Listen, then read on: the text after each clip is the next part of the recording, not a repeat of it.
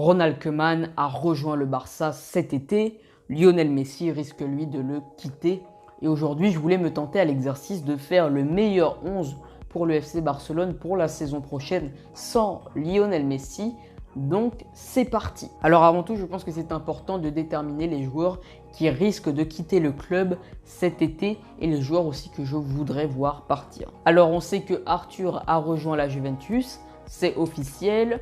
On sait aussi que Lionel Messi risque de partir à Manchester City et que l'objectif de cette vidéo est de faire un 11 sans lui.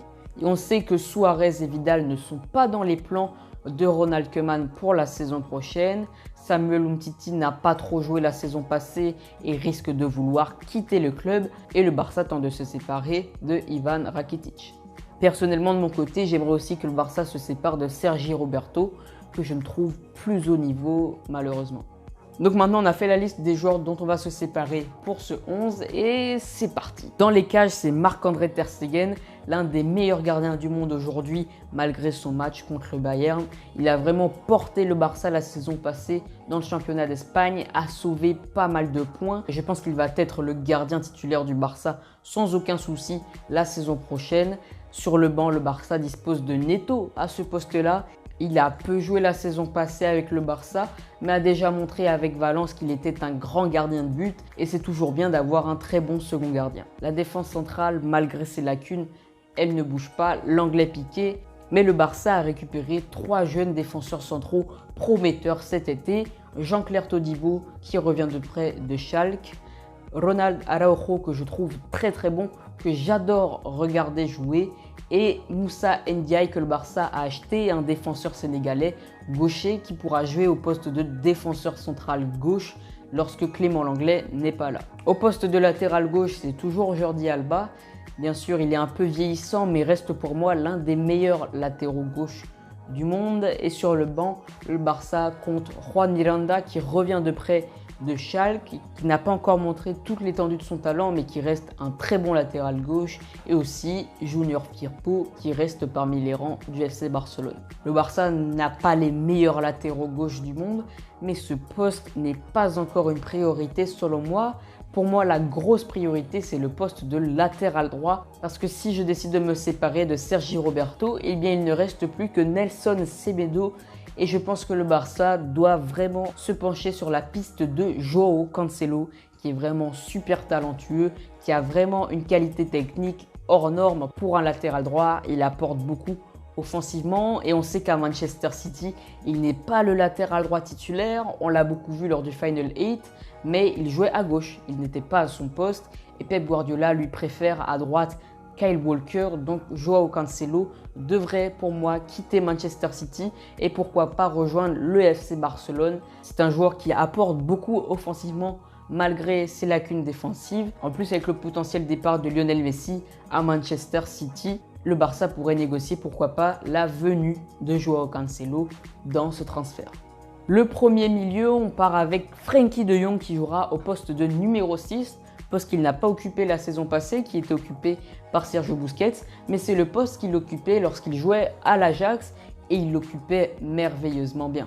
À ce poste, je lui demanderai de compenser les montées des latéraux, c'est-à-dire que je vais beaucoup demander aux latéraux de monter, de ne pas hésiter à attaquer, mais toujours en compensant l'autre, c'est-à-dire que si Joao Cancelo monte en attaque, eh ben Jordi Alba devra rester en retrait un peu sur son côté gauche, mais Frenkie de Jong devra intervenir à ce moment-là. C'est-à-dire que si Joao Cancelo fait sa montée sur son aile droite, Frenkie de Jong doit venir occuper le poste de Joao Cancelo au poste de latéral droit. Il sera un peu le compensateur des offensives des latéraux. Et pour remplir ce rôle, Frenkie de Jong sera aussi accompagné de Miralem Pjanic. En fait, Miralem Pjanic sera un peu plus haut, mais lorsque Frenkie de Jong devra aller compenser les attaques des latéraux en passant à leur poste, Miralem Pjanic devra lui descendre au poste de Frenkie de Jong, c'est-à-dire au poste de milieu défensif devant la défense. Je pense que ce duo Miralem Pjanic, Frenkie de Jong pourrait vraiment réguler les offensives du Barça, mais toujours en compensant la défensive, et ça permettrait d'éviter de se prendre des contres comme le Barça l'a fait par exemple contre Osasuna à l'avant-dernière journée la saison passée. Le Barça s'est pris des contres assassins et pour éviter ce genre de situation, cette tactique pourrait être la bonne. En plus, Frenkie de Jong et Miralem Pjanic sont des joueurs très à l'aise techniquement et pour la sortie de balle, ça aidera beaucoup d'avoir des joueurs qui seront très bons dans la vision de jeu, dans la construction des offensives, mais au plus bas. Je pense que le Barça pourrait vraiment développer un jeu avec ces deux-là au milieu du terrain. Le troisième milieu, c'est Riqui Puig, que je trouve excellent, vraiment super bon techniquement et aussi il est très agressif. En fait, j'ai vraiment l'impression de regarder un Lucas Torreira, mais avec une meilleure qualité offensive, une meilleure qualité technique et une meilleure projection en attaque. Donc c'est vraiment pourquoi Riqui Puig dans ce rôle de milieu relayeur un peu plus avancé que Miralem Pjanic pour lancer les attaquants pourrait vraiment faire de très belles choses et s'imposer au milieu du FC Barcelone. À ce poste-là pourrait aussi jouer Philippe Coutinho dans un rôle un peu plus de meneur de jeu reculé que milieu relayeur. Carlos Aleñá pourrait lui aussi occuper ce rôle-là de milieu relayeur. Et plus bas au poste de Miralem Pjanic et Frenkie de Jong, on pourrait toujours retrouver Sergio Busquets de temps en temps.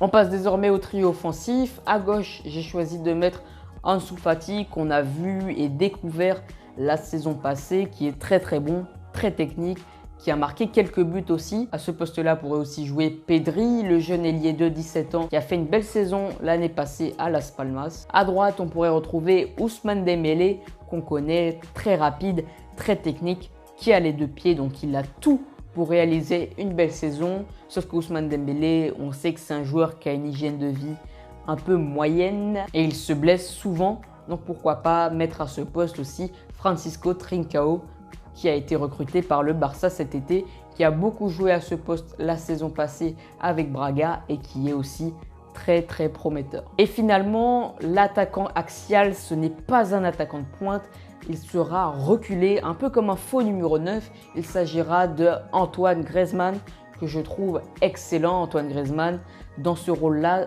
un peu plus de créateur. En fait, Antoine Griezmann, on ne peut pas lui demander de se cantonner sur l'aile comme faisait Quique Setien. On ne peut pas lui demander non plus d'être un avant-centre qui reste dans la surface. Antoine Griezmann, c'est un joueur qui a besoin de toucher des ballons, d'être à la base des actions, de les créer.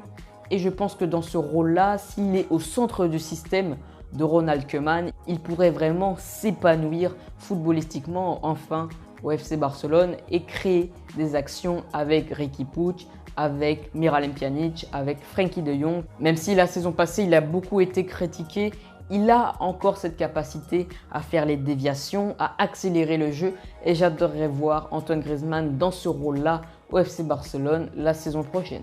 Donc voilà, je vous ai présenté mon 11 avec les instructions que je donnerai aux joueurs du Barça. J'espère que la vidéo vous a plu. N'hésitez pas à mettre un like si c'est le cas, à vous abonner à la chaîne YouTube si ce n'est pas déjà fait. Et en tout cas, moi je vous dis c'était tout foot et à bientôt.